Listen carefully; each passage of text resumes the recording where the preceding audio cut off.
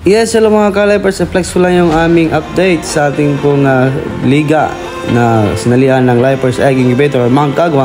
At that game ay nanalo kami, kaya nag-celebrate kami ng konti at kunting salo-salo kasama ang tropang Giga, tropang Mount Kagwa. At ayan, dahil nanalo kami, sabi ko punta tayo ng fish pond para tikman natin ang ating alaga, at the same time celebrate the victory at syempre makabanding din yung ating mga kasama at kabarangay, ka-Lipers at ka-Mount Kagwa.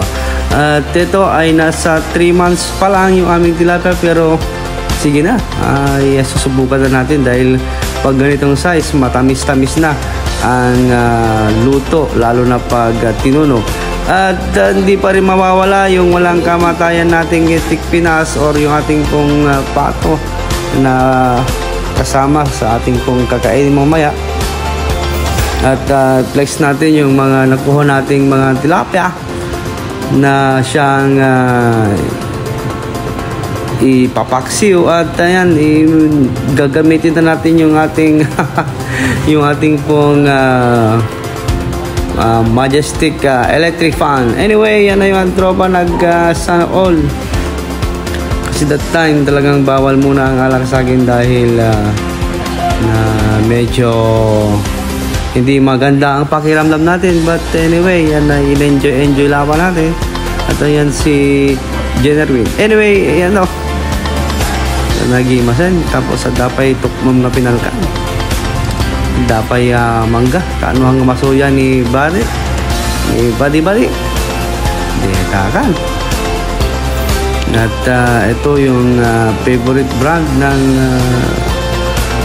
Gonzaga. Nakamura ka na, nalasing ka pa, so kulang 12 grams ang aabutin mo. Si Jokik kasama yung kasama natin. Siyempre, at yan, naluto na, pwede nang kumain, sabi ni ate. At ayan, talagang magaling magluto mga yan. At nandito na yung mga kasama namin, mga pinsan namin, mga marites. dito na rin sila nag-glance. Yan yung magandang na idudulot ng magandang samahan. At syempre wala pa ring tutulad sa samahan Ginebra. Di perli pa yung bagay nyo ang Powerpuff Girls. Wala, nagkagundibog siya. At yan, back to the ball game na tayo. Back to the gin game. Ayan, hinay-hinay lang mga jong, may laban kayo bukas. Ay papasok na ang team sa semifinals. Pag nanalo will be championship. Hindi natin alam kung saan